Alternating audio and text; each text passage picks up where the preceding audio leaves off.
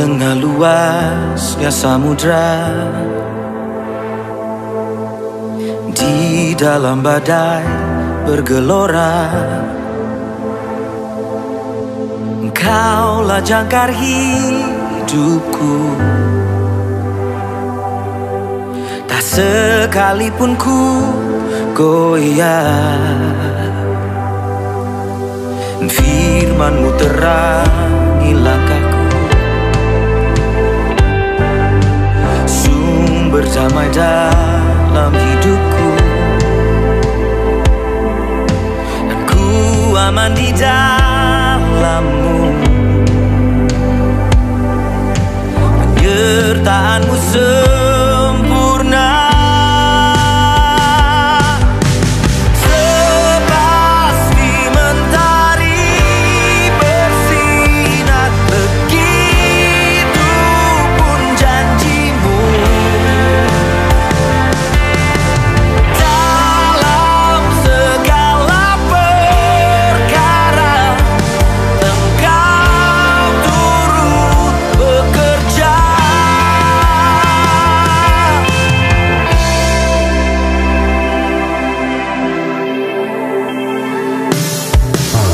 Firman-Mu terangi langkahku, sumber damai dalam hidupku. Oh, ku aman di dalam-Mu.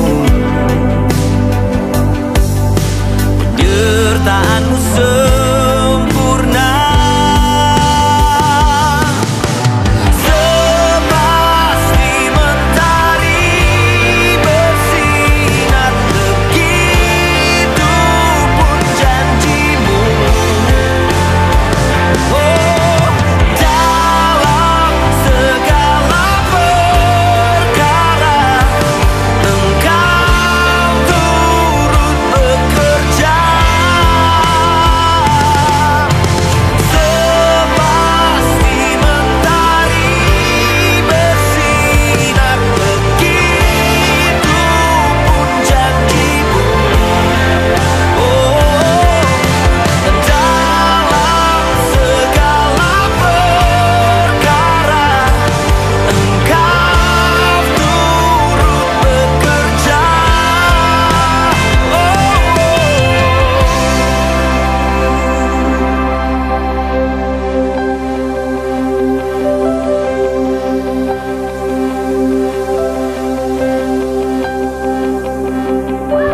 Perisai pelindungku, batukan yang teguh, benteng pengharapanku. Kaulah Tuhan, Kaulah Raja. Perisai pelindungku, batukan yang teguh, benteng pengharapanku. Kaulah Tuhan, Kaulah Raja. Perisai pelindungku, batukan yang teguh, benteng pengharapanku. Kaulah Tuhan, Kaulah Raja. Sepasti mentari bersinar, begitu pun janji-Mu. Oh, dalam segala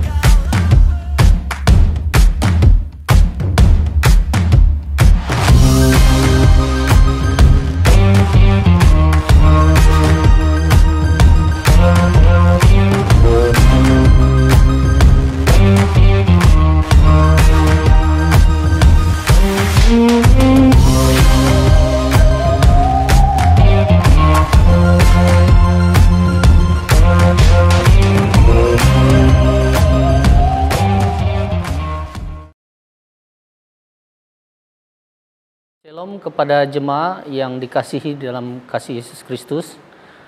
Pada hari ini kita bersama-sama lagi di dalam ibadah online. Dan pada masa ini kita masih lagi di dalam keadaan PKP. Oleh itu marilah kita bersama-sama mematuhi SOP yang telah kerajaan perintahkan. Dan kita berharap juga agar PKP ini akan cepat berakhir.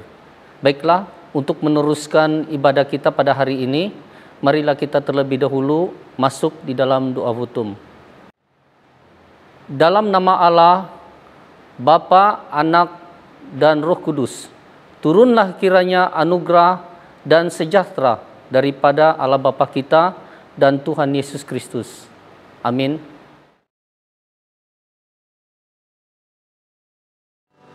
Shalom, selamat pagi jemaat Tuhan. Mari kita semua bangkit berdiri bersama-sama. Mari kita memuji Tuhan. Haleluya.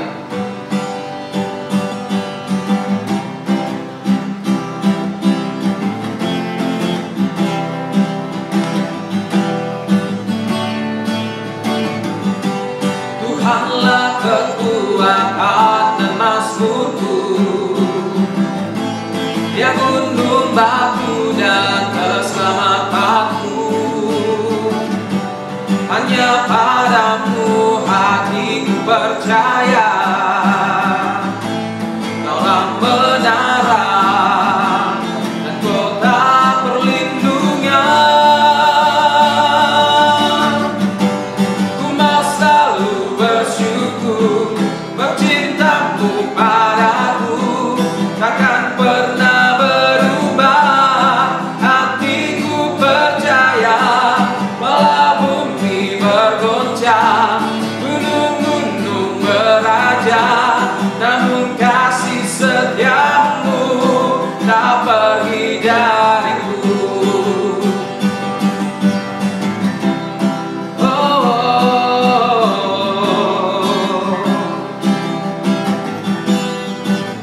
Katakan Tuhanlah, Tuhanlah kekuatan dan mazmurku, Dia gunung batu dan keselamatanku. Hanya padamu hatiku percaya,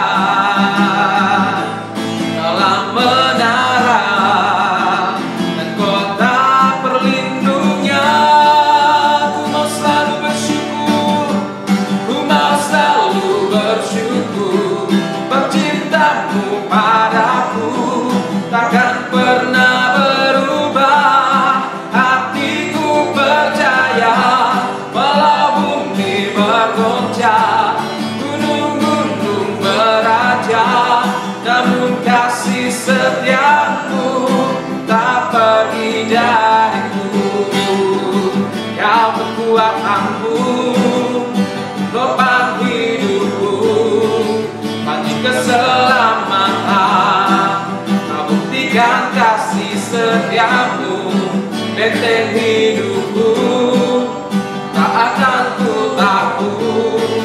Aku tahu kau besertaku, Yesus jaminan hidupku. Kau kekuatanku, topang hidupku, hati keselamatan. Kau buktikan kasih setiamu, benteng hidupku, tak akan ku takut. Aku tahu kau besertaku, Yesus jaminan hidupku, Yesus jaminan hidupku, Yesus jaminan hidupku. Oh haleluya, Yesus Kau jaminan hidup kami Tuhan. Kami menyembahmu Yesus, kami berseru kepadamu Tuhan.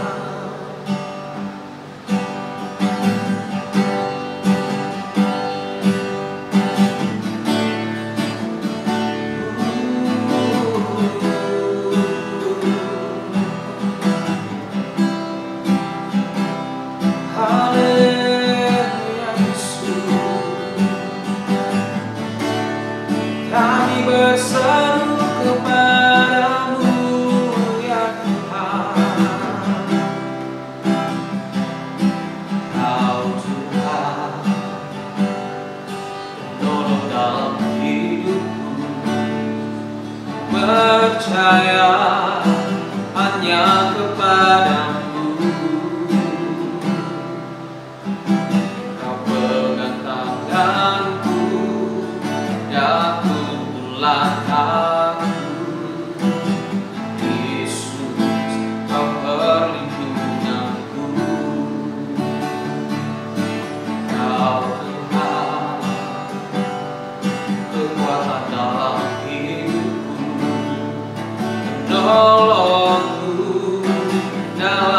kesesakan.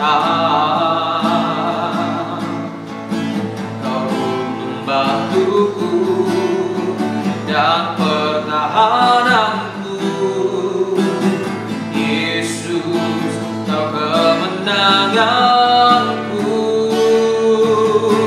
Yesus, padamu ku berseru, Kaulah penyelamatku. Terpujilah Kau Tuhanku. Dulu ku memuji nama-Mu sepanjang umur hidupku. Terpujilah Kau Tuhanku di atas segalanya.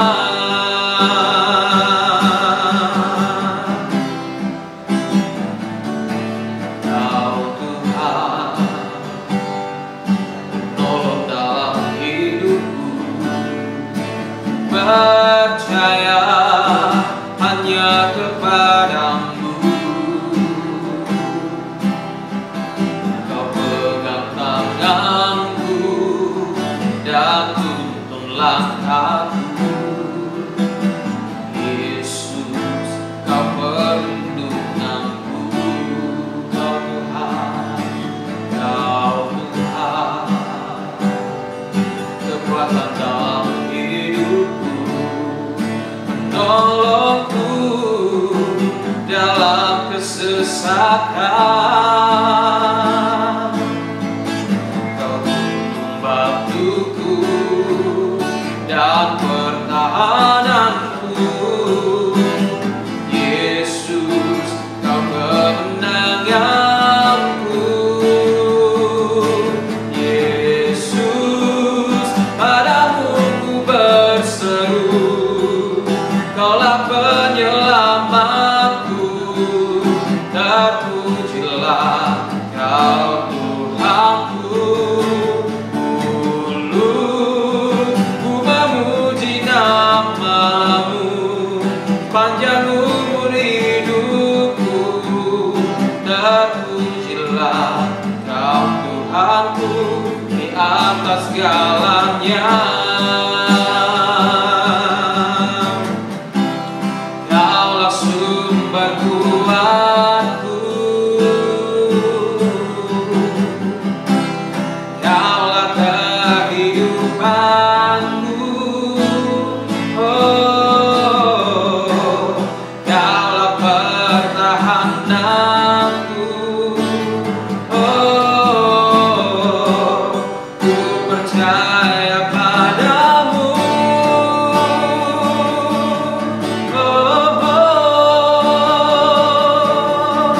Yesus, padamu ku berseru, Kaulah penyelamatku. Terpujilah Kau Tuhanku. Dulu ku memuji nama-Mu sepanjang umur hidupku. Terpujilah Kau Tuhanku di atas segalanya. Oh, Yesus, padamu kami berseru, Kaulah penyelamat kami, Tuhan. Oh, kami menyembah-Mu ya Tuhan, sebab Kau yang layak terima segala pujian, hormat, kemuliaan. Yesus Tuhan, kami menyembah-Mu sekarang. Dalam hati kami mengagungkan Engkau. Haleluya, haleluya Yesus. Oh,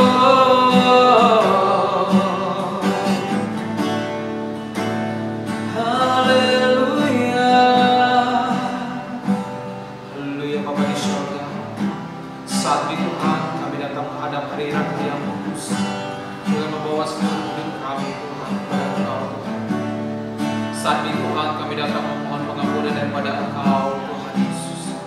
Bapa di surga, saat ini Tuhan kami mohon ampuni setiap dosa-dosa dan pelanggaran kami yang kami lakukan ya Tuhan. Kami mengakui ya Tuhan untuk setiap dosa dan pelanggaran yang kami lakukan ya Tuhan di hadapan Engkau Tuhan.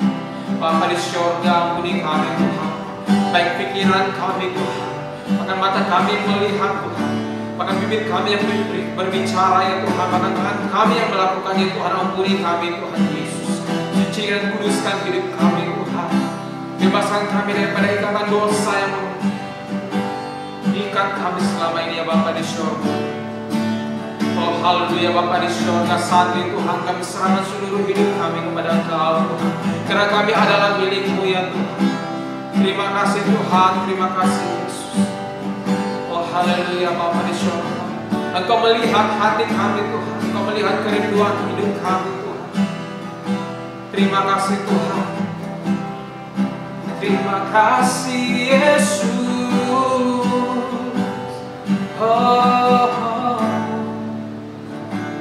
Kami mau berseru kepadamu Yesus.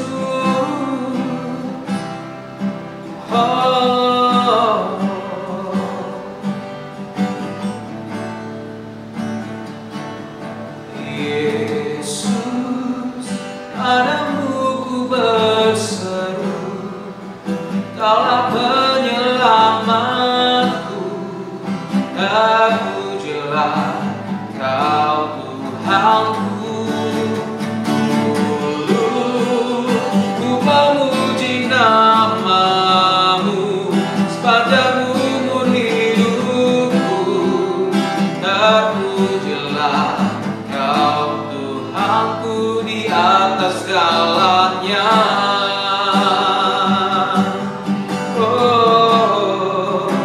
Di atas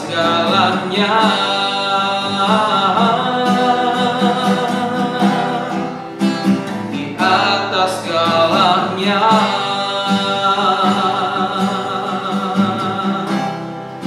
Haleluya Bapa di surga, terima kasih Tuhan.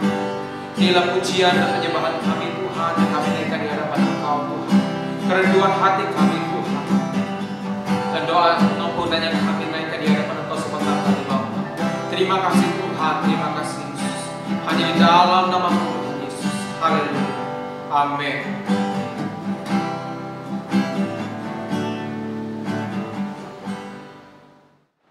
Jemaat dipersilakan duduk dan kita akan masuk di dalam pembacaan Alkitab minggu ini. Dan pembacaan Alkitab minggu ini dipetik dari Daniel pasal 2 ayat 20 hingga 22.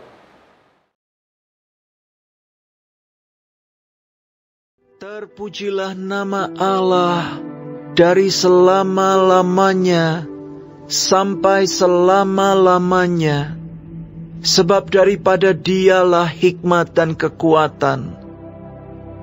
Dia mengubah saat dan waktu. Dia memecat raja dan mengangkat raja. Dia memberi hikmat kepada orang bijaksana dan pengetahuan kepada orang yang berpengertian. Dialah yang menyingkapkan hal-hal yang tidak terduga dan yang tersembunyi. Dia tahu apa yang ada di dalam gelap dan terang ada padanya. Firman Tuhan mengatakan, berbahagialah orang yang mendengar firman Allah serta memegangnya. Terdapat di dalam Lukas 11 ayat 28. Jemaah dipersilakan berdiri dan marilah kita bersama-sama mengucapkan pengakuan iman rasuli. Aku percaya kepada Allah, Bapa yang Maha Kuasa, Khalik langit dan bumi, dan kepada Yesus Kristus, Anaknya yang tunggal Tuhan kita, yang dikandung oleh Roh Kudus, lahir dari anak darah Maria, yang menderita sengsara, di bawah pemerintahan Pontius Pilatus, disalibkan, mati dan dikuburkan, turun ke dalam kerajaan maut. Pada hari yang ketiga, bangkit pula dari antara orang mati, naik ke sorga, duduk di sebelah kanan Allah, Bapa yang Maha Kuasa. Dan dari sana ia akan datang pula untuk menghakimi orang yang hidup dan yang mati. Aku percaya kepada Roh Kudus, gereja yang kudus dan am, persekutuan orang kudus, pengampunan dosa, kebangkitan tubuh, dan hidup yang kekal. Amin.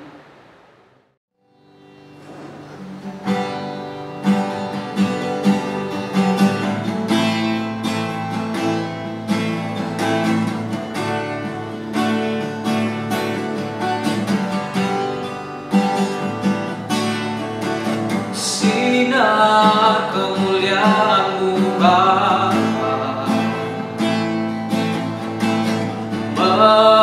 memenuhi di sekelilingku. Ku rasakan hadirat-Mu dan tenggelamkan jiwaku.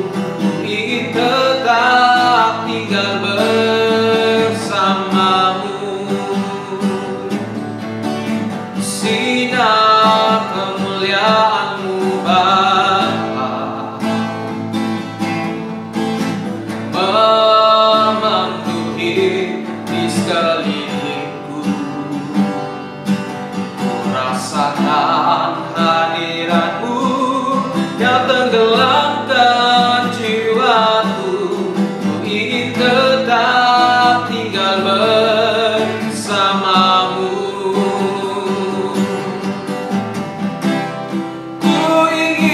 Tetap di sini menikmati baik-Mu.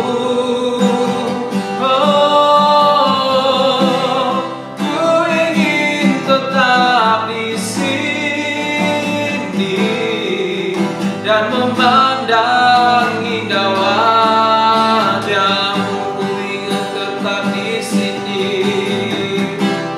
Ku ingin tetap di sini.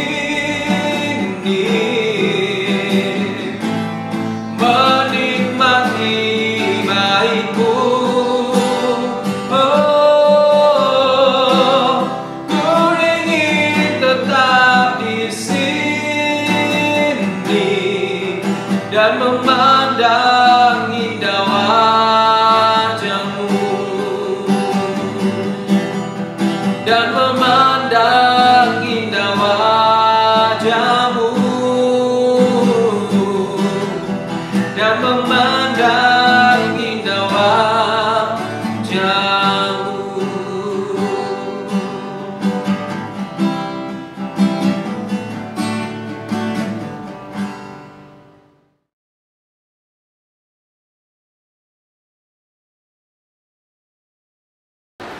Salam kepada jemaat yang dikasihi sekalian. Sekali lagi kita bertemu di dalam ibadah online ini. Dan sekarang sudah masuk bagi kita untuk mendengarkan khotbah hari ini. Nah, saya berdoa dan sangat berharap bahwa semua jemaat dalam keadaan baik-baik sahaja. Saya juga terus berdoa agar kita semua dilindungi oleh Tuhan dan terus kuat menghadapi masa-masa yang sukar ini, ya. Nah, sekarang sebelum kita mendengar firman Tuhan, hari ini, marilah dahulu kita berdoa. Mari kita berdoa. Allah Bapa Surgawi yang kami kenal dalam nama Tuhan Yesus Kristus, terima kasih ya Allah atas segala rahmat yang kami terima daripada Engkau. Karena sesungguhnya tanpa rahmat-Mu, kami pada saat ini belum tentu kami masih bernafas dan memiliki kehidupan seperti yang kami miliki pada saat ini. Ya Bapa di surga, kami sungguh bersyukur atas segala anugerah dan rahmat yang kami dapat nikmati pada saat ini. Dan sekali lagi, sebentar lagi kami akan menikmati rahmat anugerah daripada firman-Mu. Oleh itu ya Bapa di surga, berkaryalah melalui hati kami, melalui Roh Kudus kami, agar apa yang kami dengar pada pagi ini kami dapat terapkan dalam kehidupan kami. Terima kasih Bapa di surga. Inilah doa-doa kami. Dalam nama Tuhan Yesus Kristus kami sudah berdoa dan mengucapkan syukur. Amin. Ya, sekali lagi saya ucapkan salam kepada kita semua. Nah, tajuk atau tema khotbah kita hari ini yang akan kita dengar itu adalah gagah di setiap musim. Ya, gagah di setiap musim. Dan teksnya itu adalah Daniel pasal 2 ayat 20 hingga 22 ya. Daniel pasal 2 ayat 20 hingga 22. Nah, sebelum kita masuk lebih mendalam dalam khotbah ini, baiklah jika saya sekali lagi membacakan teks ini untuk kita semua ya. Daniel pasal 2 ayat 20 hingga 22 berbunyi demikian. Berkatalah Daniel, terpujilah nama Allah dari selama-lamanya sampai selama-lamanya, sebab dari dialah hikmat dan kekuatan. Dia mengubah saat dan waktu, dia memecat raja dan mengangkat raja. Dia memberi hikmat kepada orang bijaksana dan pengetahuan kepada orang yang berpengertian. Dialah yang menyingkapkan hal-hal yang tidak terduga dan yang tersembunyi. Dia tahu apa yang ada di dalam gelap dan terang ada padanya. Inilah firman Tuhan. Nah, sebelum saya masuk dalam penjelasan teks ini, saya ingin mengungsikan seseorang yang telah melakukan kajian, seorang saintis psikologi ya, yang pernah melakukan kajiannya ini yang saya ingin kongsikan kepada kita semua karena cukup berkaitan dengan makna teks kita hari ini ya. Nah, ada seorang pakar psikologi nama dia Erik Erikson ya. Erik Erikson, dia pernah melakukan satu kajian tentang perkembangan kedewasaan manusia ya. Perkembangan kedewasaan manusia. Nah, dalam kajiannya ini, dia mendapati bahwa setiap orang mengalami 8 tangga perkembangan psikologi yang membuatnya menjadi semakin dewasa. Ya, ini bermakna setiap orang itu dari dia kecil sehingga akhir hayatnya, seorang itu akan mengalami 8 tangga perkembangan psikologi. Ya, 8 tangga perkembangan psikologi atau perkembangan kedewasaan psikologi. Ya, nah. 8 tangga ini disebut sebagai masa transisi ya, masa transisi dalam hidup seseorang. 8 tangga ini atau 8 masa transisi ini itu bermula dari umur 3 bulan hingga 65 tahun ya. Ini kajian pemerhatian Dr. Erik Erikson ya. Nah, di setiap transisi seseorang itu akan berhadapan dengan 3 perkara ya, 3 perkara. Bermakna seseorang itu dalam masa hidupnya dari umur dia 3 bulan sehingga 65 tahun, dia akan menghadapi 8 tangga kedewasaan psikologi yang disebut sebagai masa transisi ya. Dan dalam setiap 8 tangga ini ada 3 perkara yang berulang sebanyak 8 kali, yaitu perkara-perkara itu ialah dia akan bertanya tentang banyak soalan ya. Ketika seseorang menghadapi salah satu daripada tangga psikologi, tangga masa transisi dalam hidupnya itu, yang pertama yang berlaku terhadap dirinya itu adalah dia akan bertanya banyak soalan, ya, banyak soalan. Yang kedua itu dia akan coba memenuhi keperluannya, dan yang ketiga itu dia akan dipengaruhi oleh orang-orang yang paling rapat di sekelilingnya, ya. Jadi perkara ini, 3 perkara ini di mana seseorang itu dia akan bertanya banyak soalan, dia akan coba memenuhi keperluannya, dan dia dipengaruhi oleh ramai orang. Ini berulang sebanyak 8 kali.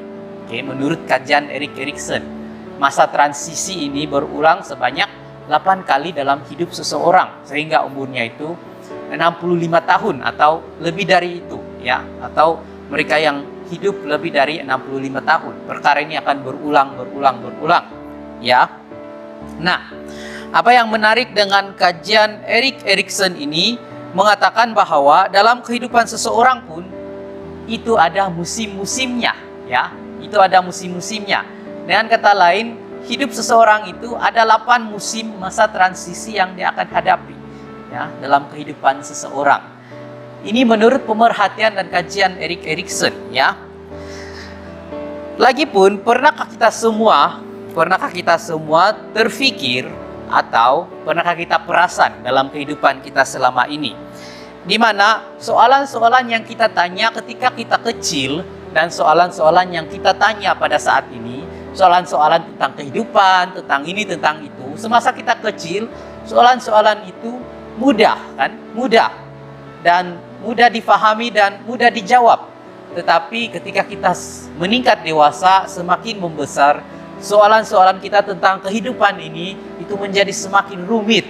Ya, semakin rumit dan sukar untuk dijawab kadang-kadang. Ya, jika kita perasan perkara ini, itu maksudnya kita juga sudah menghadapi masa-masa transisi dalam hidup kita atau musim-musim dalam kehidupan kita sebagai manusia. Ya, apalagi kalau kita itu adalah ibu bapak, pasti kita perasan perkara ini. Di mana anak-anak kita pada mula-mulanya soalan-soalan mereka itu mudah sahaja kita jawab kan. Tapi lama-kelamaan soalan-soalan mereka itu kita pun susah mau jawab kadang-kadang. Itu bermakna mereka itu sudah menghadapi masa transisinya. Ya, ada perubahan psikologi. Ya, dan 3 perkara itu sedang berlangsung dalam hidupnya, yaitu dia coba memenuhi keperluannya, dia bertanya banyak soalan, dan dia dipengaruhi oleh ramai orang. Nah, ini semua kajian pemerhatian Erik Erikson tentang kedewasaan seseorang, ya, tentang kedewasaan seseorang. Nah, apa yang menarik tentang kajian Erik Erikson ini, bagi Erik Erikson, semakin banyak musim kehidupan yang dilalui oleh seseorang itu bermakna dia semakin dewasa dan matang, ya. Dan itu meningkat seturut dengan meningkatnya umur seseorang, ya. Bagi dia semakin banyak musim yang dilalui oleh seseorang itu, sama ada dia sudah melalui musim yang pertama dalam hidupnya atau transisi yang pertama dalam hidupnya, atau yang kedua, ketiga, atau yang ke-8, itu bermakna dia semakin matang dan dewasa. Itu yang dapat diperhatikan oleh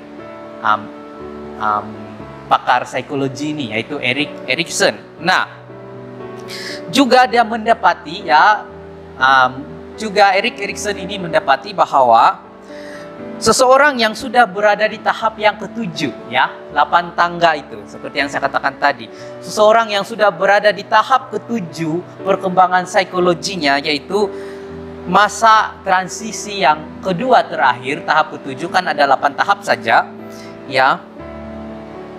Seseorang yang sedang berada di tahap ke-7 itu, orang itu akan lebih banyak berpikir tentang orang lain dan apa yang dia dapat sumbangkan kepada masyarakat berbanding berpikir tentang dirinya. Ini sungguh menarik sebenarnya, karena nampaknya apa yang didapati oleh Erik Erikson adalah semakin seseorang itu matang dan dewasa, semakin dia lebih mementingkan orang lain berbanding kepentingannya sendiri. Ya, ini perkara yang dapat diperhatikan oleh Erik Erikson. Ya, Erik Erikson. Dengan kata lain, seseorang yang dewasa sikapnya itu adalah orang yang sentiasa mendahulukan kepentingan orang lain berbanding kepentingan dirinya sendiri. Ya, inilah yang dapat diperhatikan oleh Erik Erikson. Ya, ini cukup menarik sebenarnya teori Erik Erikson ini. Dia juga seorang Kristen sebenarnya. Ya, dia juga seorang Kristen. 8 tangga masa transisi kehidupan seseorang ini cukup baik untuk kita perhatikan. Ya, cukup baik untuk kita perhatikan. Nah, kalau kita bergerak ke teks kita hari ini, ya, namun sebelum kita masuk ke teks kita hari ini, saya ingin mengulangi satu perkara yang penting supaya kita dapat tangkap tentang teori Erik Erikson ini. Apa yang dapat diperhatikan oleh teori Erik Erikson ini adalah seseorang itu ada musim-musimnya dalam hidupnya, ya. Seseorang itu akan menghadapi masa transisi. Oke, masa transisi di mana dalam masa transisi yang dihadapinya itu yang berulang selama 8 kali sepanjang hidupnya, ya. Seseorang itu akan menghadapi masa transisi dan musim-musimnya, ya, masa transisinya. Dan dia akan bertanya tentang banyak soalan. Dia akan coba memenuhi keperluannya dan dia akan dipengaruhi oleh ramai orang. Ya, ini yang saya ingin kita tangkap tentang teori Erik Erikson ini. Semua orang akan menghadapi musim dan masa transisinya. Ya, ini yang saya mau kita tangkap. Nah, sekarang kita masuk ke dalam teks kita, yaitu Daniel pasal 2 ayat 20 hingga 22. Ya, nah. Teks kita hari ini itu adalah sebahagian daripada kisah tentang Daniel dan Raja Nebukadnezar, ya. Sebahagian daripada kisah Daniel dan Raja Nebukadnezar, ya. Nah, konteks kecil teks ini sebenarnya berkaitan tentang mimpi Raja Nabukadnezar yang ditafsir oleh Daniel. Ya, kalau kita mau tahu tentang kisah ini, kita boleh baca seluruh pasal 2 kitab Daniel ya. Nah, secara ringkasnya apa yang ditafsirkan oleh Daniel dalam mimpi Raja Nabukadnezar itu adalah tentang jatuh dan bangunnya sesebuah kerajaan ya. Itu tentang jatuh dan bangunnya sesebuah kerajaan. Ya, nanti kita akan melihat bahwa kerajaan pun macam manusia, ada masa transisinya, ada masa dia bangun, ada masa dia jatuh, ya.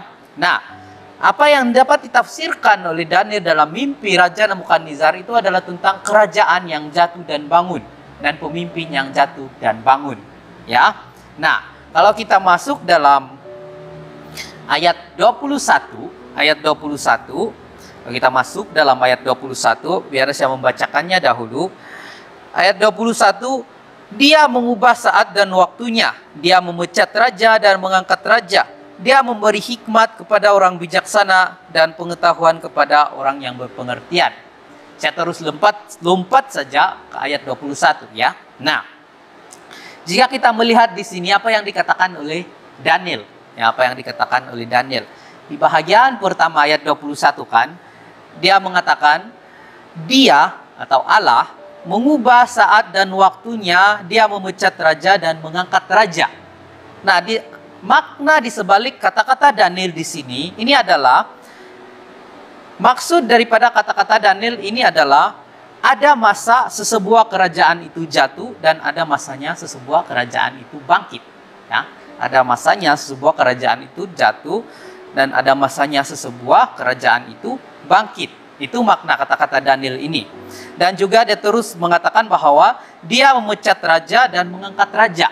Ya, dia memecat raja dan mengangkat raja. Masih lagi dalam ayat 21. Ini bermakna ada masanya seseorang pemimpin itu akan jatuh dan ada masanya dia akan bangkit. Ya. Nah, ada masa transisi lagi kan. Dengan kata lain, seperti teori Erik Erikson, manusia ada masa transisi. Kerajaan juga ada masa transisinya. Dia akan melalui, perlu menyelesaikan banyak benda, perlu bertanya banyak persoalan dan memenuhi keperluannya. Begitu juga pemimpin, begitu juga seorang raja. Ya, ada masa-masanya, ada masa-masanya. Mereka akan menghadapi masa transisi. Ya, dan ini semua atas kehendak Tuhan. Ya, ini semua atas kehendak Tuhan, kata Nabi Daniel, kata Daniel di dalam sini. Dan sebenarnya apabila mengatakan tentang jatuh dan bangunnya kerajaan,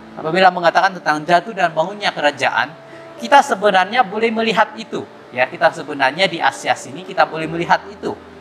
Ya, kita di Asia sini, khususnya di Asia Tenggara, yaitu Filipina, Malaysia, Indonesia, Singapura, itu semua kan, kita dahulu dikuasai oleh sebuah empire yang sangat besar. Ya.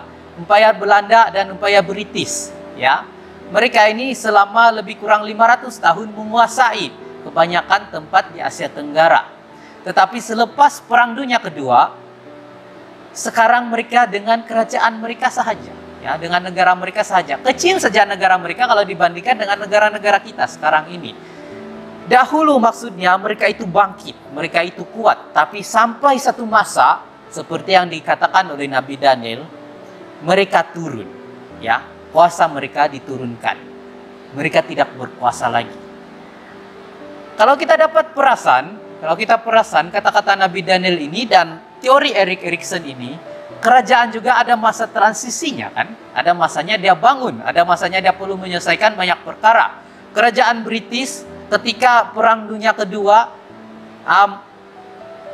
oleh karena empire mereka itu sangat besar, mereka bukan menjadi yang kuat, ya. Mereka bukan sahaja menjadi yang kuat, tetapi itu menjadi kelemahan bagi mereka. Karena empire mereka itu sangat besar, apabila peperangan berlaku, mereka tidak dapat mempertahankan seluruh empire-nya di India, di Asia, sampai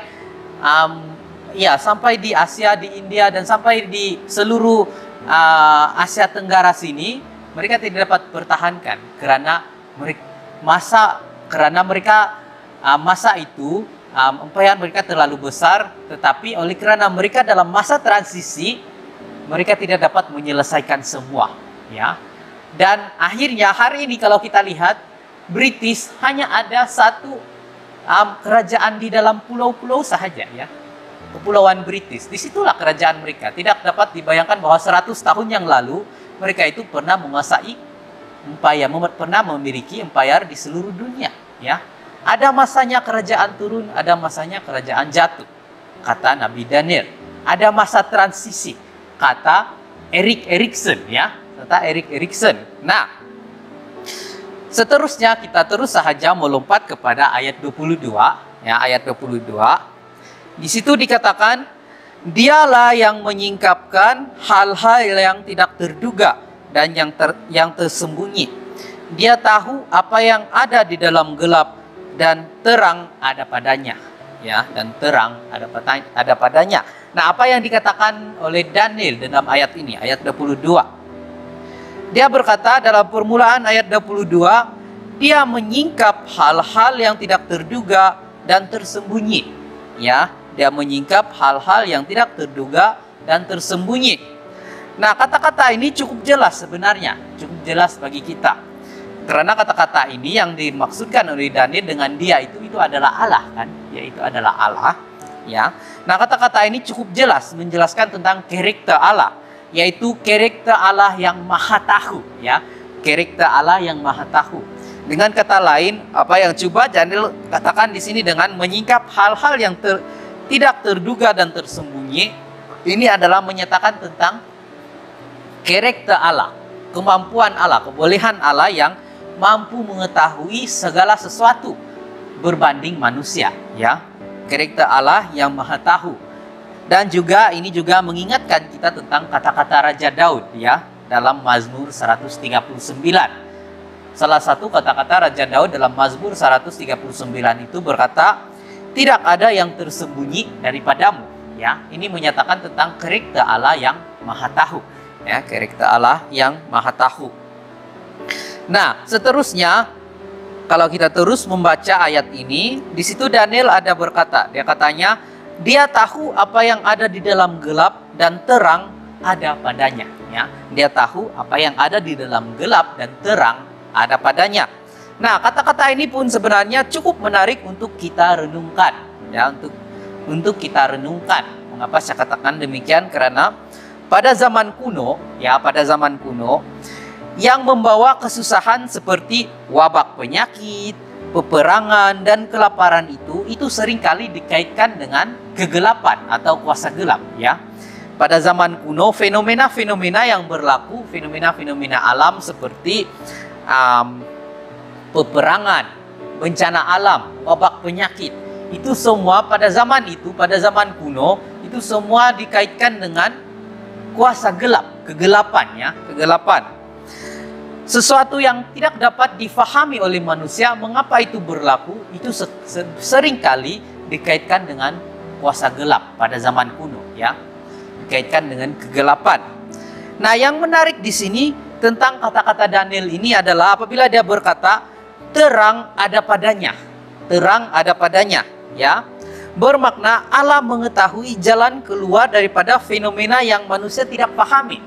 Ya, kan manusia dia tidak akan paham dengan segala perkara yang kemungkinan berlaku di sekelilingnya. Seperti kadangkala kita tidak paham mengapa peperangan itu terjadi. Kadangkala kita tidak paham mengapa ada wabak penyakit muncul. Kadangkala kita tidak paham mengapa ada bencana alam di sekeliling kita. Itu kita tidak paham. Dan nenek moyang kita pada zaman kuno menganggap ini sebagai kuasa kegelapan, ya, kuasa kegelapan yang mengganggu kehidupan manusia.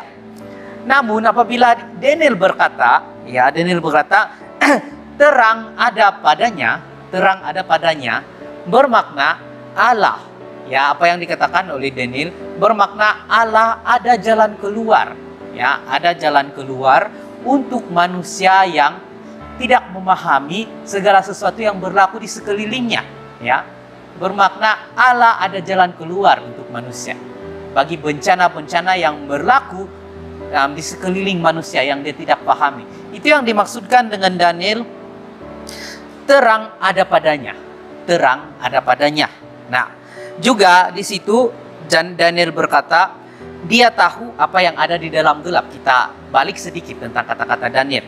Nah, apa yang dikatakan oleh Daniel di sini tentang dia tahu apa yang ada di dalam gelap, itu adalah tentang di mana Allah mengetahui bahaya yang terdapat di dalam kegelapan, ya. Allah mengetahui bahaya apa yang dihadapi oleh manusia apabila dia berhadapan dengan penyakit, peperangan, dan bencana alam.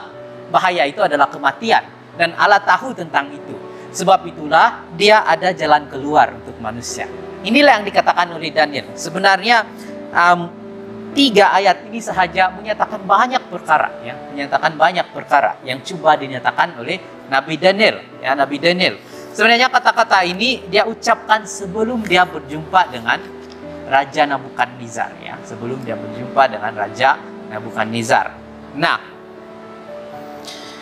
jadi daripada semua yang tadi yang kita sudah dengar tentang teori Erik Erikson, tentang musim, tentang masa transisi, tentang jatuh bangunnya kerajaan, tentang jatuh bangunnya seorang pemimpin, ya, tentang Daniel tadi itu, ya.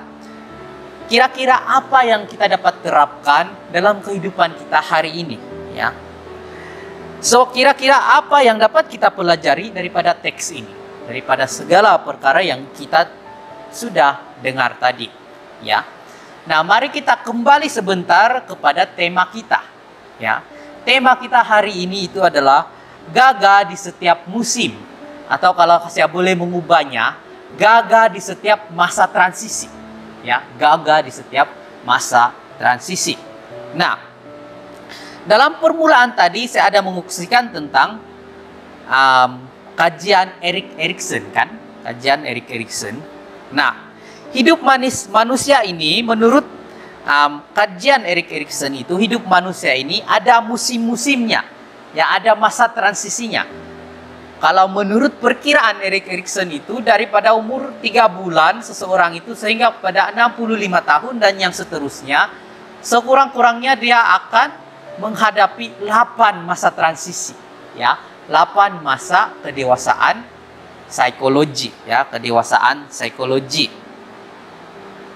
Dan tadi juga kita sudah mendengar tentang kata-kata Nabi Daniel dalam teks kita hari ini, yaitu dunia juga, ya, dunia juga dan kerajaan juga mempunyai musim-musimnya, masa transisinya, ya, masa transisinya. Seperti yang dikatakan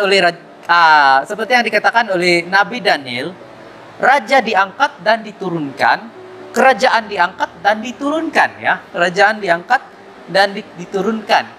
Jadi kalau kita dapat tangkap dan dapat gabungkan ini semua, apa yang kita dapat itu adalah bukan sahaja psikologi manusia ini yang ada musimnya, ada masa dia menjadi dewasa, tetapi dunia ini juga sendiri ada musimnya. Dunia ini juga sendiri ada musimnya, ada masa transisinya.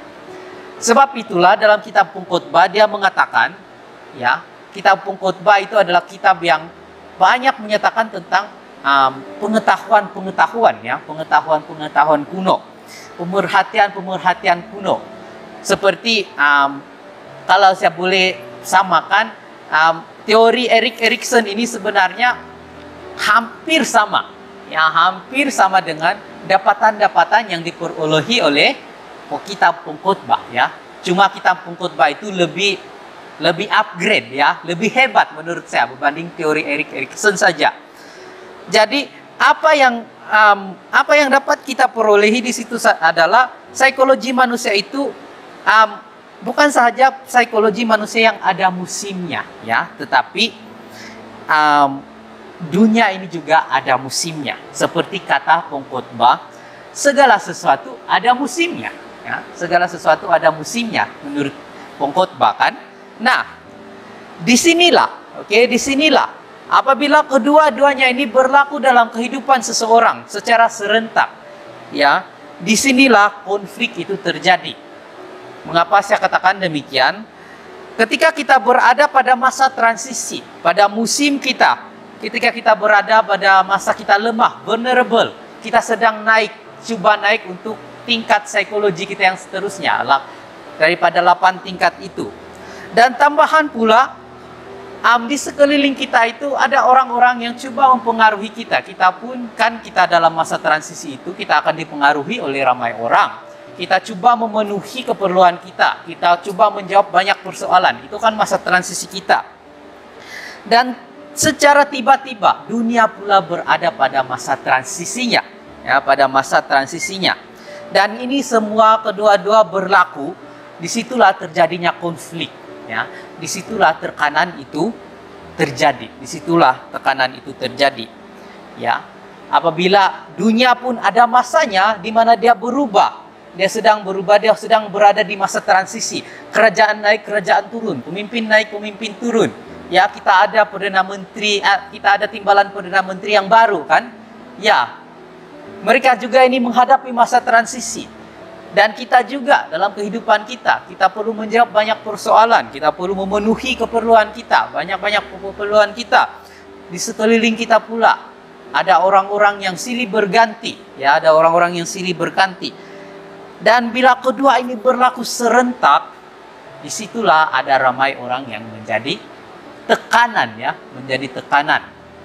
Nah, saya ingin menarik perhatian kita sedikit tentang masalah tekanan, ya, masalah tekanan. Nah, sekarang ini gempar, ya, gempar berita tentang peningkatan kes bunuh diri di Malaysia, ya. Gempar berita tentang peningkatan kes bunuh diri di Malaysia. Dan beberapa hari yang lalu saya ada membaca tentang statistik kes bunuh diri dari tahun 2020 hingga Mei 2021, ya. Nah, sejak tahun 2020 hingga Mei 2021 itu terdapat 1099 kes bunuh diri yang dilaporkan. Yang dilaporkan sahaja, ya, yang tidak dilaporkan kemungkinan itu lebih banyak, ya. Nah, purata umur mereka yang tertekan sehingga mengambil keputusan untuk membunuh diri itu adalah di antara yang berumur 15 sehingga 40 tahun, ya. Sangat menyedihkan, ya. Mereka ini yang kebanyakan yang mengambil keputusan untuk membunuh diri itu adalah remaja dari umur 15 hingga orang dewasa berumur 40 tahun, ya, 40 tahun. Dan yang sangat menyedihkan lagi di Malaysia, ya, 60% itu yang membunuh diri itu adalah remaja, ya. Dari umur 15 hingga 18 tahun. Itu sangat menyedihkan, ya. Ada banyak lagi mereka belum cukup melihat lagi tentang keindahan dunia ini. Sebenarnya dunia ini indah kalau kita tahu di mana melihatnya, tetapi mereka ini karena terlalu tertekan, mereka hanya mengambil keputusan untuk membunuh diri, ya. 468 case dilaporkan, ya, hanya dari bulan Januari hingga Mei sahaja. Ini bermakna setiap bulan ada lebih kurang 100 orang yang coba membunuh diri di Malaysia. Dan ini sangat-sangat menyedihkan bagi kita sebenarnya. Sangat-sangat menyedihkan. Hampir setiap bulan ada, maksudnya hampir setiap bulan ada orang yang cukup tertekan untuk membunuh diri, cukup tertekan untuk mengambil keputusan untuk membunuh diri. 100 orang, ya, cukup 100 orang. Nah, mengapa ini berlaku? Mengapa ini berlaku? Ini berlaku karena konflik yang berganda, ya, konflik yang berganda. Seseorang yang berada di masa transisi, seperti yang saya katakan tadi, seseorang yang berada di masa transisi dalam hidupnya. Tambahan pula dunia juga berada di masa transisi dalam hidupnya. Dunia pada musimnya. Seperti sekarang ini musim pandemik kan, dunia sedang berubah.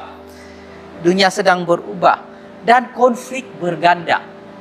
Dan seseorang sangat tertekan, ya. Menyebabkan orang sangat tertekan dan dia mengambil keputusan untuk membunuh diri, ya, untuk membunuh diri. Nah, musim-musim dalam kehidupan kita ini tidak akan berhenti, ya. Masa transisi dalam kehidupan kita itu tidak akan berhenti. Itu akan terus berlangsung sampai akhir hayat kita. Nah, ini akan terus berterusan sampai akhir hayat kita. Umur kita akan terus meningkat. Masa transisi kita pun akan terus kita hadapi. Dan orang-orang di sekeliling kita pun silih berganti. Hidup kita akan sentiasa dipenuhi dengan konflik. Inilah realiti kita sebagai manusia.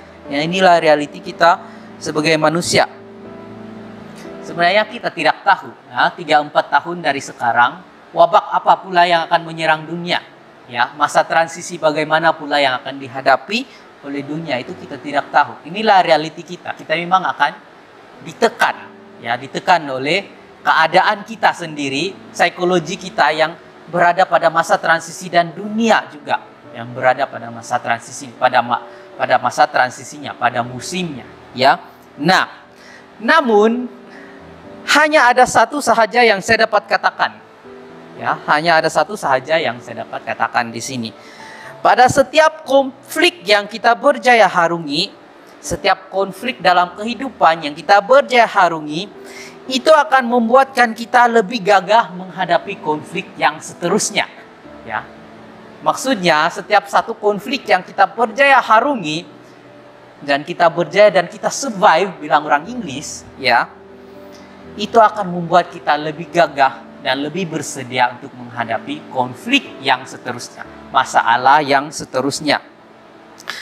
Jadi percayalah, jika kita berjaya menghadapi tekanan pandemi COVID-19 pada masa ini, pada saat ini, kita tidak akan sama lagi, ya, kalau kita berjaya. Ya, kalau kita berjaya menghadapi tekanan COVID-19 pada saat ini, kita tidak akan sama lagi pada masa yang akan datang. Mengapa saya katakan demikian? Karena kita akan menjadi lebih gagah. Kita akan menjadi lebih tahu, lebih bersedia menghadapi konflik yang seterusnya. Ya, seperti pepatah bahasa Inggris, ya. Pepatah bahasa Inggris. Ini cukup lama saya pegang pepatah ini sejak saya sekolah menengah, ya. Yang berbunyi demikian. What doesn't kill you will make you stronger. Atau dalam bahasa Malaysianya itu, apa yang tidak membunuhmu itu akan membuatmu lebih kuat. Ya. Jadi seperti seorang tentara, seperti yang saya kongsikan dalam persekutuan doa kita hari itu, seperti seorang tentara, jika dia terus bertahan, berlawan dan terus bertahan, dan akhirnya dia berjaya menghadapi musuhnya, dia akan digelar sebagai tentara yang veteran. Dan tentara yang veteran itu adalah tentara yang cukup kuat, cukup gagah.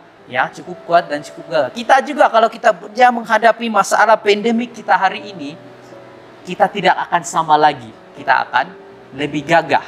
Dengan kata lain, seperti tema kita hari ini, gagah di setiap musim. Kehidupan kita ini akan terus menghadapi musim-musim yang seterusnya. Namun setiap musim yang kita berjaya harungi itu, setiap masa transisi yang kita berjaya harungi itu, kita akan menjadi gagah, dan menjadi gagah. Sebab itulah seorang yang sudah cukup tua umurnya, ya, di dunia ini, biasanya mereka ini agak mudah untuk menyelesaikan banyak perkara karena mereka ada pengalaman, kan? Mereka sudah menghadapi banyak masa transisi, ya.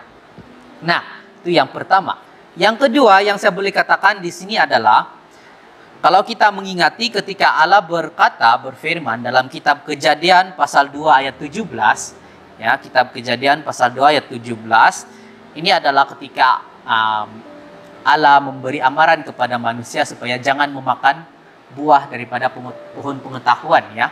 Nah, ketika Allah berkata dalam Kejadian pasal 2 ayat 17, Allah berkata, "Jangan engkau memakan buahnya, karena pada hari engkau memakannya, engkau pasti akan mati."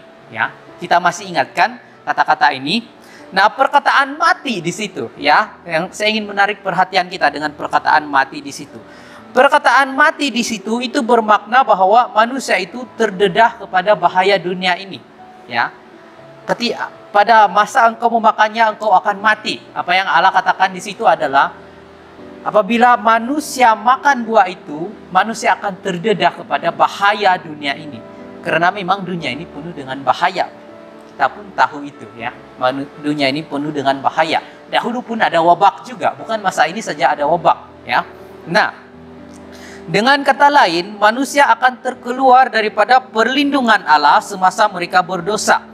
Dan kesan dosa itu sampai kepada kita hari ini, ya, sampai kepada kita hari ini. Sebab itulah hari ini kita terdedah kepada bahaya-bahaya dunia ini, seperti bahaya peperangan, bahaya sakit penyakit, dan bahaya kematian. Sebab memang dunia ini penuh dengan bahaya dan kita pula ini orang yang berdosa.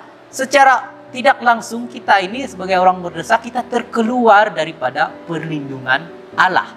Ya, kita terkeluar daripada perlindungan Allah dan kita terdedah kepada bahaya-bahaya dunia ini. Namun syukurlah kita ini hidup di masa di mana Yesus sudah lahir ya. Yesus sudah lahir 2000 tahun yang lalu. Syukurlah. Menurut saya syukurlah bagi kita hari ini. Ya. Karena Yesus pernah mengatakan sesuatu yang cukup menghibur bagi kita sebenarnya. Cukup menghibur bagi kita. Kalau kita membaca dalam Yohanes pasal 16 ayat 33. Ya, Yohanes pasal 16 ayat 33b. Ya, ayat 33b. Di situ Yesus berkata, dia berfirman, dalam dunia kamu menderita penganiayaan. Tetapi kuatkanlah hatimu. Aku telah mengalahkan dunia. Ya. Kuatkanlah hatimu, aku telah mengalahkan dunia, kata Yesus. Nah, ketika Yesus berada di dunia ini, Yesus pun sama seperti kita. Ya, dia menghadapi masa transisinya.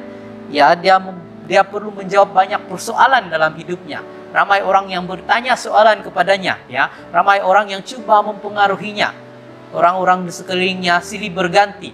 Dia juga perlu memenuhi keperluannya. Masih ingat ketika dia meminta air kepada perempuan Samaria itu, dia meminta air karena dia haus, ya. Di situ Yesus ingin memenuhi keperluannya.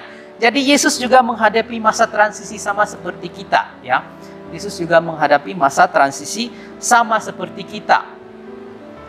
Dan akhirnya Yesus juga terdedah kepada bahaya dunia, bahaya kematian. Dia juga mati. Sama seperti kebanyakan daripada kita. Kita semua akan menghadapi bahaya kematian. Ya, bahaya kematian. Namun di situ, apa yang Yesus katakan? Aku telah mengalahkan dunia. Dengan kata lain, maut sekalipun tidak dapat mengalahkan Yesus. Ya, tidak dapat mengalahkan Yesus. Karena kuasa yang paling kuat yang terdapat di dunia ini, itu adalah maut. Itu adalah kematian. Namun itu sekalipun tidak dapat mengalahkan Yesus. Tidak dapat mengalahkan Yesus. Jadi benarlah kata teks kita hari ini. Teks kita hari ini. Dia tahu apa yang ada di dalam gelap dan terang ada padanya. Ya, kita tidak paham mengapa ada kematian, mengapa ada wabak penyakit. Ya, banyak perkara kita tidak paham. Tetapi ada jalan keluar yang Allah sediakan. Yang Allah sediakan. Yesus Kristus jalan keluarnya. Ya, apa yang lebih baik daripada kehidupan? Tidak ada yang lebih baik daripada kehidupan, ya. Nah, kuasa yang paling utama oleh dunia itu adalah kematian dan maut. Tetapi itu pun sudah dikalahkan oleh Yesus Kristus. Jadi hanya itu yang saya dapat katakan apabila kita menghadapi banyak perkara dalam kehidupan kita pada hari ini. Ingatlah itu, ingatlah dua perkara ini, ya. Ingatlah dua perkara ini. Kita akan menjadi gagah setiap kali kita berjaya menghadapi masa transisi kita. Masa transisi kita, dan juga kita mengingati walaupun kita memang takut, tidak ada masalah jika kita takut, ya, kita ini manusia. Tapi kalau kita takut tapi dalam masa yang sama kita mengingati bahwa maut itu bukanlah pengakhiran segala sesuatu, tapi Yesus telah mengalahkan maut. Ya, kita ini adalah orang-orang yang cukup berbahagia menurut saya, ya, cukup berbahagia jika kita berpikiran sedemikian, ya. Kita berpikiran sedemikian. Nah, sampai di sini saja khotbah kita hari ini. Sebelum saya mengakhiri khotbah ini, biarlah kita berdoa dahulu. Mari kita berdoa. Terima kasih Bapa Surgawi atas rahmat yang telah Engkau berikan. Ya Bapa di surga, ada banyak perkara dalam kehidupan ini yang kami tidak pahami. Malah ada banyak perkara, persoalan yang kami coba jawab dalam hidup kami. Namun Bapa di surga, kami tahu Engkau mempunyai jawabannya. Engkau mempunyai segala sesuatu yang kami perlukan untuk menghadapinya. Dan terima kasih Bapa di surga atas segala rahmat yang kami terima daripada Engkau. Dan kami sungguh bersyukur bahwa Engkau mengirimkan Yesus Kristus untuk jalan keluar bagi kami daripada segala masalah kami. Terima kasih Bapa di surga. Inilah doa-doa kami dalam nama Tuhan Yesus Kristus. Kami sudah berdoa dan mengucapkan syukur. Amin.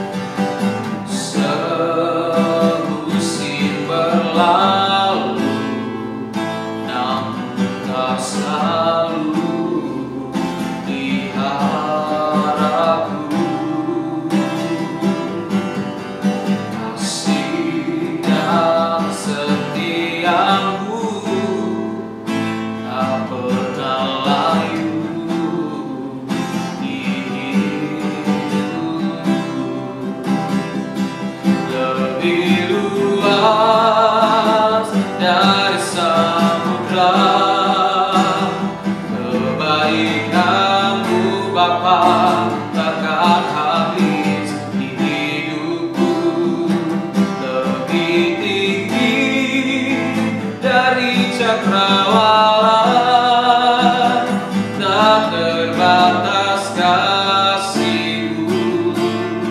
Sungguh lebih luas dari samudra,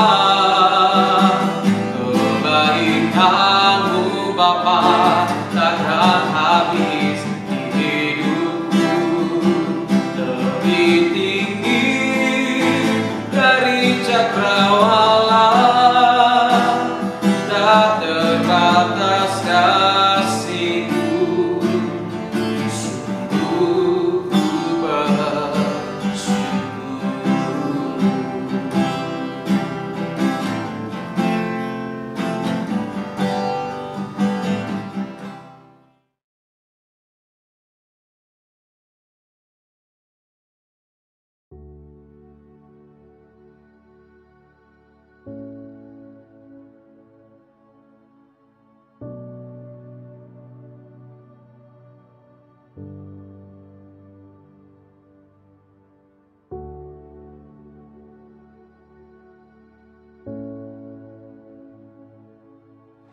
Shalom, selamat pagi. Saat ini kita masuk dalam doa syafaat dan kita sama-sama berdoa dan saya pimpin kita dalam doa. Puji syukur dan hormat hanya bagi-Mu Tuhan Yesus. Kalau pada pagi hari ini kami ada seperti mana kami ada, semuanya itu karena kasih kemurahan daripada-Mu ya Bapa di sorga. Di mana Tuhan Yesus kami sudah mendengarkan firman-Mu. Biarlah Tuhan Yesus Engkau memberkati hamba-Mu, penginjimat Tuhan, agar senantiasa dalam keadaan baik, selamat Tuhan Yesus, kesehatan yang Kau peliharakan buat dia Bapa dalam pelayanannya, apapun pelayanannya Tuhan Engkau memberkati Bapa di sorga. Bapa, kami berdoa juga Tuhan Yesus bagi gereja ini Tuhan, gereja BCCM Indah ini Tuhan, agar Tuhan campur tangan dalam masalah keuangan, dalam pelayanan, supaya berjalan dengan lancar Bapa, sesuai seturut dengan kehendak-Mu ya Bapa di sorga. Kami juga mau berdoa Tuhan Yesus, di mana jemaat pada masa-masa sekarang ini mengalami pergumulan apapun Tuhan Yesus, biarlah Tuhan campur tangan agar di dalam keadaan seperti ini Bapa, Tuhan memberikan kekuatan, kemampuan buat jemaat-Mu Bapa. Biarlah Tuhan Yesus mereka tetap setia duduk di bawah kaki-Mu ya Bapa di sorga. Kami berdoa juga bagi seluruh bangsa ini Bapa. Biarlah Tuhan Yesus Engkau memberkati, pulihkan ekonominya Bapa di sorga. Dan juga kami mau berdoa Tuhan setiap pemimpin negara supaya menjadi pemimpin yang takut akan Tuhan, taat dan setia bagi bangsa, dan dijauhkan dari segala roh-roh jahat dan korupsi ya Bapa di sorga. Kami juga mau berdoa Tuhan Yesus agar COVID-19 ini Tuhan disingkirkan Bapa dari muka bumi ini Bapa, agar mereka yang terjangkit dengan virus corona ini Bapa, supaya Engkau memberi kesembuhan, memberi kekuatan buat mereka ya Bapa di sorga, karena hanya daripada-Mu saja ya Tuhan kesembuhan ada pada mereka ini Bapa di sorga. Oh haleluya Bapa di sorga. Kami juga berdoa bagi mereka yang sudah menerima vaksin Tuhan dan yang belum menerima vaksin Bapa, biarlah Tuhan Engkau memberkati dan memberi kekuatan dan iman percaya kepada-Mu ya Bapa di sorga. Tuhan Yesus, kami juga mau berdoa Bapa di sorga bagi negara-negara yang dilanda peperangan dan yang tertindas ya Bapa di sorga.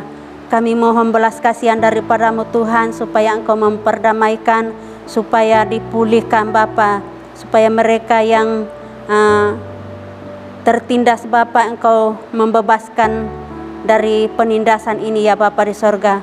Bagi mereka yang kehilangan tempat tinggal Bapa, Tuhan Engkau menyediakan, Engkau tunjukkan tempat tempat tinggal buat mereka ya Bapa, supaya mereka merasakan kasih dan anugerah daripada-Mu ya Tuhan.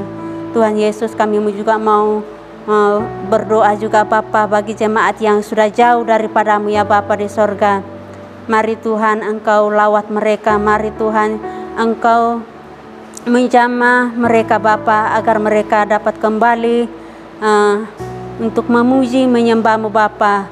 Karena tanpa Engkau Tuhan, siapalah kami ya Bapa di sorga. Terpuji-pujilah nama-Mu ya Bapa di sorga. Oh haleluya Bapa di sorga. Apapun juga Tuhan Yesus pergumulan kami, baik itu pergumulan ekonomi, baik itu pergumulan rumah tangga, pergumulan pekerjaan, pergumulan anak-anak Tuhan. Mari Tuhan Engkau melawat kami Bapa, berikan kami kekuatan kemampuannya Bapa di sorga.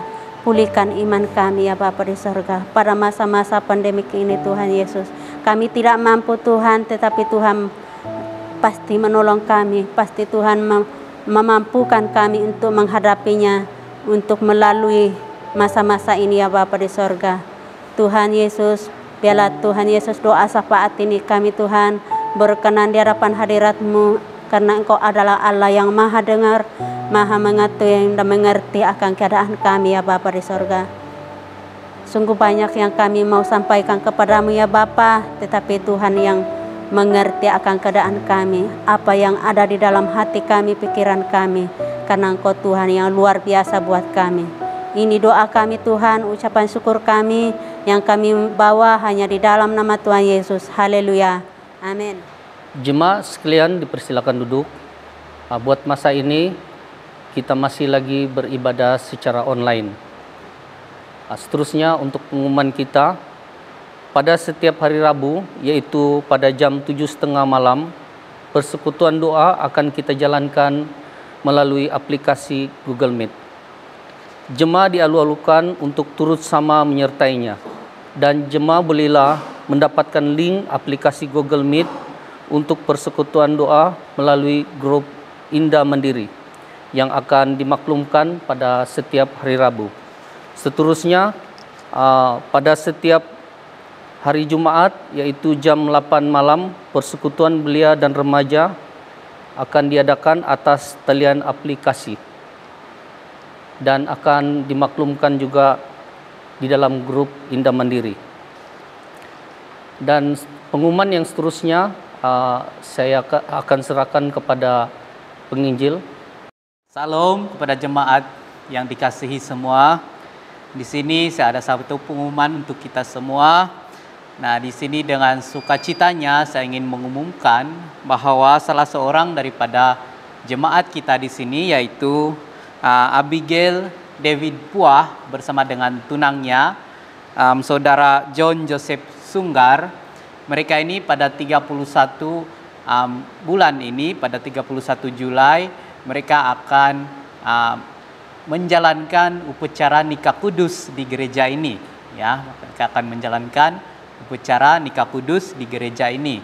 Oleh itu, saya terlebih dahulu saya ingin mengucapkan tahniah kepada mereka berdua, dan ya semoga mereka segala perancangan yang mereka sudah lakukan itu berjalan dengan baik dan lancar.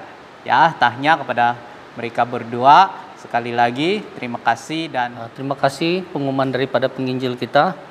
Seterusnya kita akan mengumumkan sekiranya ada jemaah yang ingin menyumbang persembahan, persepuluhan ataupun janji iman, jemaah bolehlah transfer atau bank end ke akaun gereja seperti yang tertera di skrin Anda.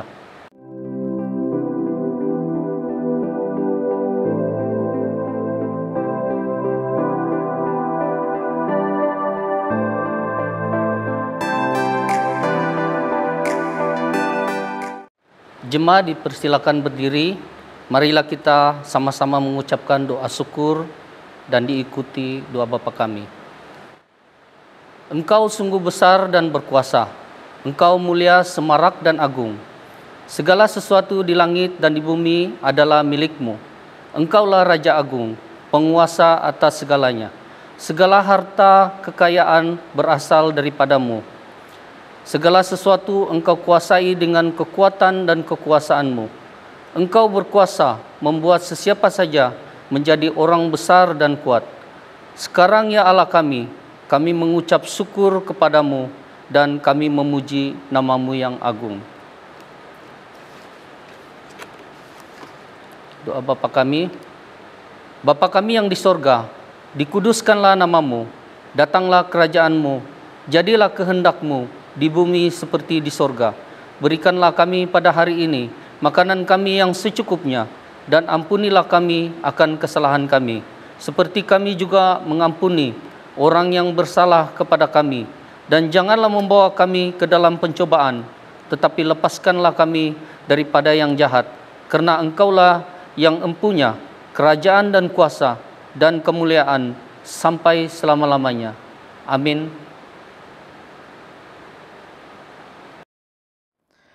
Tuhan memberkati engkau dan melindungi engkau. Tuhan menyinari engkau dengan wajah-Nya dan memberi engkau kasih karunia. Tuhan menghadapkan wajah-Nya kepadamu dan memberi engkau damai sejahtera. Semoga Allah damai sejahtera menguduskan kamu seluruhnya, dan semoga roh, jiwa, dan tubuhmu terpelihara sempurna dan dengan tak bercacat pada kedatangan Yesus Kristus Tuhan kita, kedatangannya yang kedua kalinya. Anugerah Tuhan kita Yesus Kristus, kasih Allah Bapa dan persekutuan Roh Kudus menyertai kamu semua sekarang sampai selama-lamanya. Amin.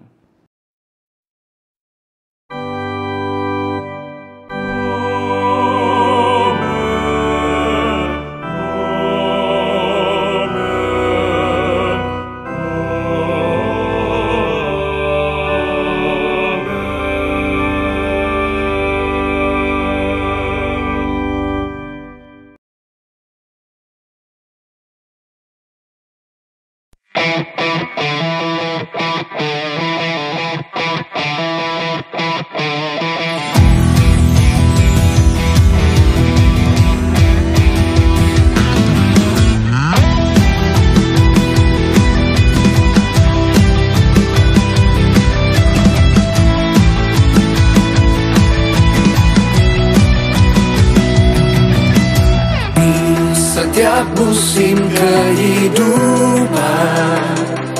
Tuhan Kau hadir, Kau pegang kendali.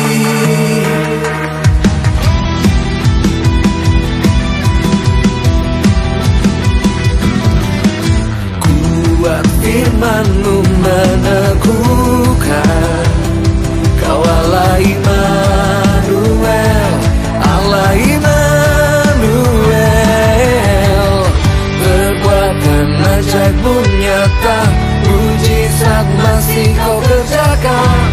Kau kekuatan dan perlindungan, kuat tangan-Mu menopang, mulia nama-Mu berkuasa.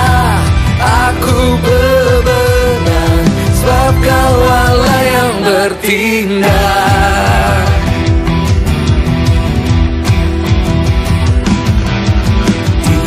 Setiap musim kehidupan, Tuhan Kau hadir, Kau pegang kendali. Buat firman-Mu meneguhkan, Kau Allah Immanuel, Allah Immanuel. Perbuatan ajaib-Mu nyata, mujizat masih Kau kerjakan. Kau kekuatan dan perlindungan, kuat tangan-Mu menopang, mulia nama-Mu berkuasa. Aku pemenang, sebab Kau Allah yang bertindak.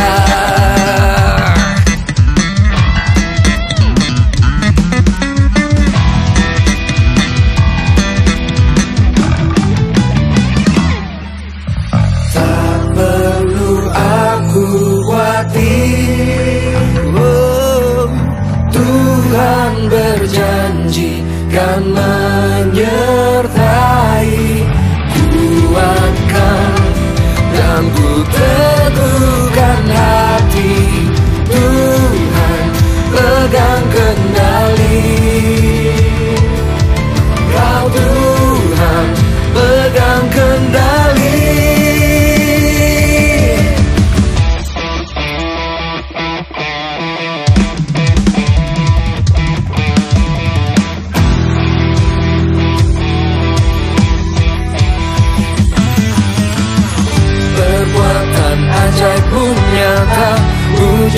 mujizat masih kau kerjakan. Kau kekuatan dan perlindungan, kuat tanganmu menopang, mulia namamu berkuasa. Aku pemenang, sebab kau Allah yang bertindak. Perbuatan ajaibmu nyata, mujizat masih kau kerjakan.